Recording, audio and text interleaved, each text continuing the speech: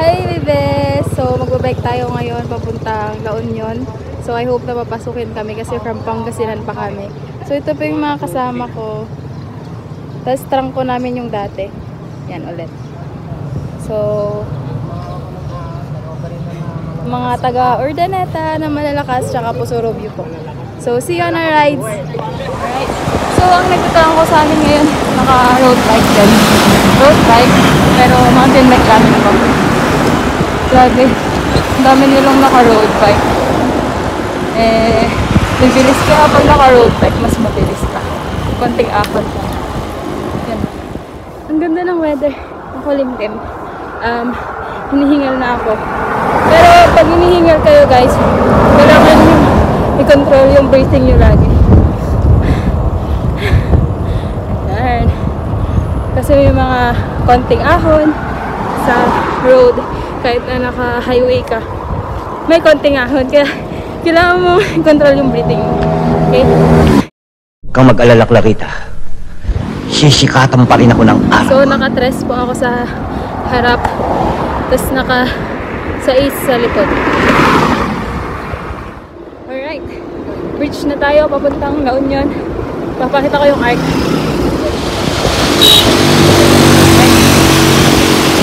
Woo! So downhill. Downhill tayo.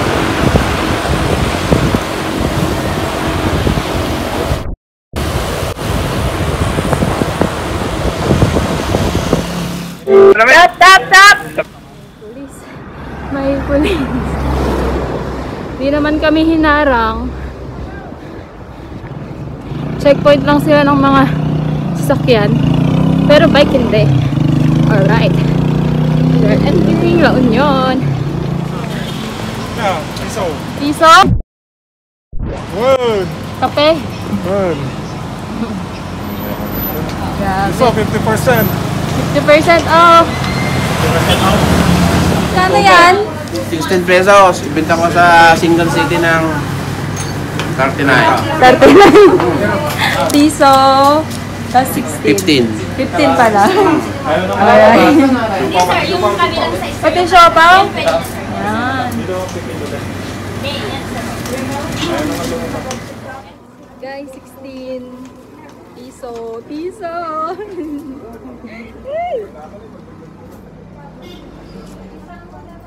Arte. Creamer sa akin. Okay. Woo! Ingat. Oh, La Union. Ganda. Pine tree ito? Pine tree? Oh, pine tree, guys. Galing. Pine trees and all. We're entering. Go. High fives. Right. Let's go.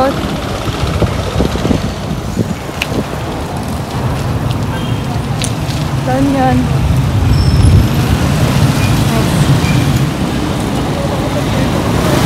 7-Eleven manan! Nagna po! Eagle of the North. Ito po yung pinuntahan namin. Eagle of the North. Hi guys. Yes. Ganda. First time ko. Ganda dito ah. Bakit tinawag na Eagle of the North? Nasa North. Nasa North? Ay, ganun ba yun? Nasa North? Yun lang? Ba't tinawag na Eagle of the North? Ba't tinawag na Eagle of the North? Nasa North. Nasa North? Mas masarap tumayo kaysa kausap ka. May eagle pa dito. May eagle pa dito. Well, oo nga, may eagle ba dito? Yan o. Go! What's up? Eagle! Shout out. La Union tayo! Pugo, yun. Yun po, yun na yan. Diretso mo pa. Pero syempre, hindi na tayo diretso dyan. Short trip lang, hanggang lunch break. So,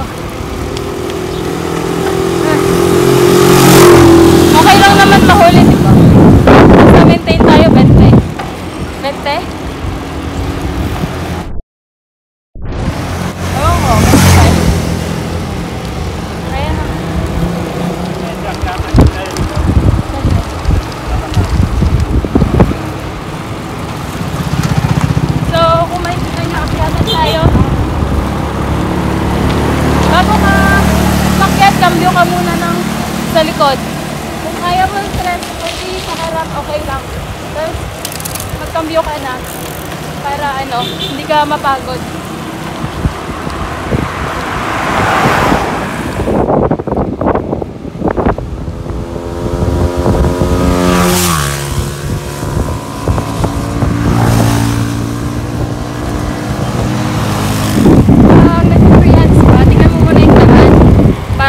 Para safe.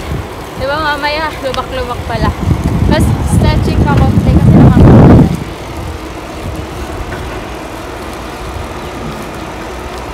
Tapos, practice pa. Yan, kagaya niyan, lubak. Diba, lubak? Tapos na. Ingat-ingat lang tayo pag nag-free hands. Hirap na sumemplang.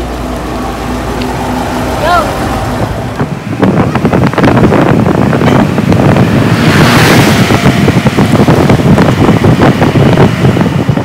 Ano kasi ba't ka nagbabike ang hirap-hirap? Ang hirap naman ang tanong niyo, sir. Ano ba kasi yung Para, benefits ng pagbabike? para hindi tayo tumanda. Yan mo ako.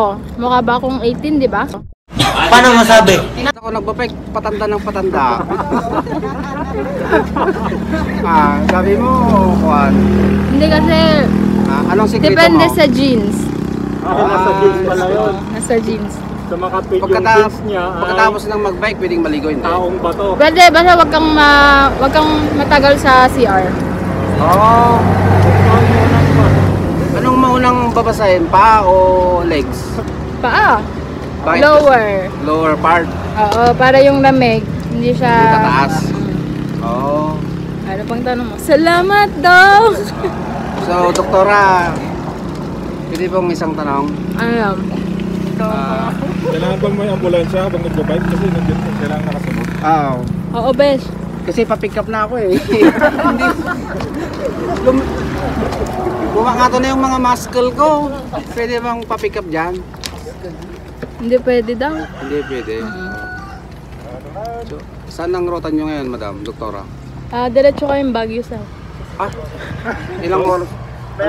Kaya Marco. Hindi ko na kaya. Ilan kayo mga kauwi? Sakay na ako ng Doktora, bus.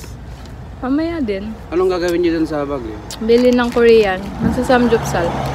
Tama ka? Hindi ako. Magpapalamig lang. Kasi uwi ako, maglalaba pa ako. Sipag mo naman sa. Ganun talaga. Ito pa yung mga kasama natin. Hi kayo, hi. Hi! Share! Madlang people. Takin, What's up, madlang people? Ikaw. Magtatakin na. Tara na. Pwede bang magtakin pag nagbabike? Hindi Para makita yung mga disopso na ramang gano'n. Ano ka dyan? Diyan na tarusan. Sige. Nagadam mo. Thank you, doktora. Ingat kayo sa Baguio, ha? Kita kids. So, kung titignan nyo po, meron silang road bike tsaka mountain bike. Pag road bike, mas mabilis siya, yung speed niya, mas mabilis. Diba?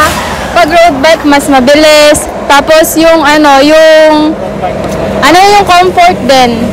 Mas comfortable ka dito. Depende, pag yung may-ari ng road bike, kung kino-comfort. Kahit naka-road bike ka, kung hindi ka kino-comfort, wala rin. Mas masarap tumayo kaysa kausap ka. Pag mountain bike naman, mas mas stable siya. Tsaka mas yung agility niya pag sa traffic ganyan, mas magandang gamitin to. Mas handy. May ambulance tayo sumusunod. Doon na kami sa Pugo, uwi na kami. Rosario na. Doon ko yung daan namin. Ayan. So far, wala namang nanita sa amin. Muntik lang kanina. Ito kasi, bigla siyang, akala ko susundan tayo ng pulis. Nagwangwang kaya siya. Woo! What's up, guys? Hey! Bye! Ginagawa mo. Yes! Huwag kayong mag-iwan mga besh. Walang marunong matras, puro abante! One lane, one lane, one lane. Overtake.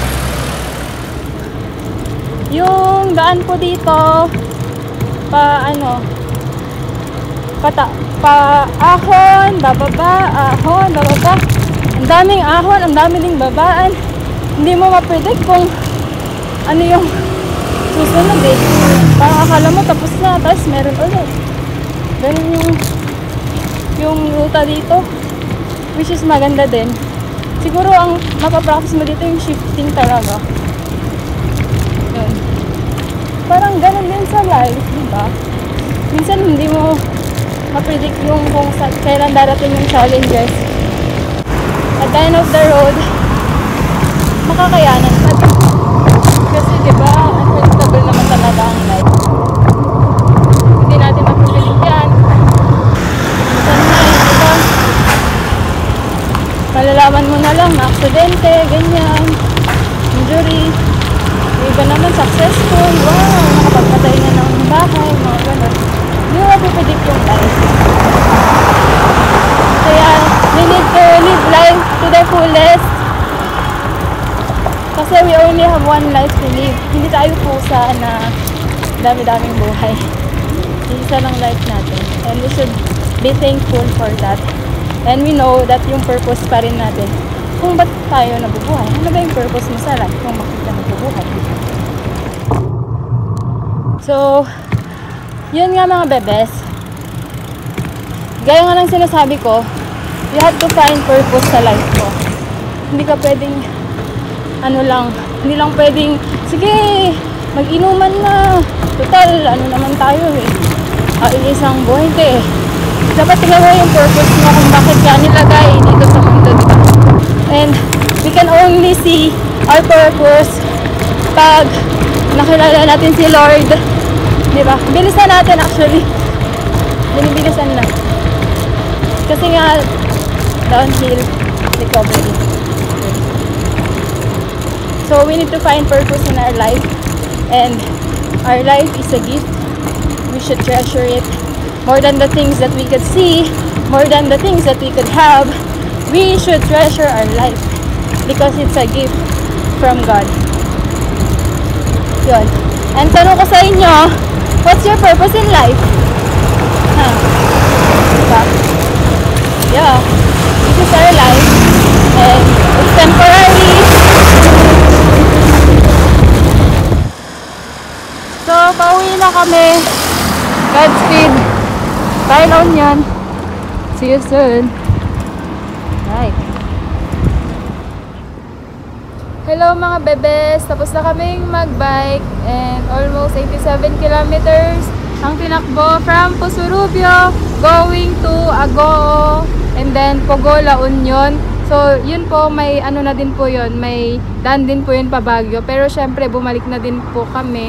Parang umikot po. So, 560 elevation gain, may ahon pa rin uphill and downhill. Nakakapagod siya, sobra. Kala ko walang uphill, sabi kasi nila walang uphill, pero meron ulit. Diba? Nakakapagod din. So, yun. Shoutout ka pala sa mga friends ko, Papa Jack din, from Baguio, and from Urdaneta, Pusurubio. Shoutout. I hope to see you, mga kasama ko. Sina Kuya Maren, at sina Kuya Isaac. See you again on my next vlog.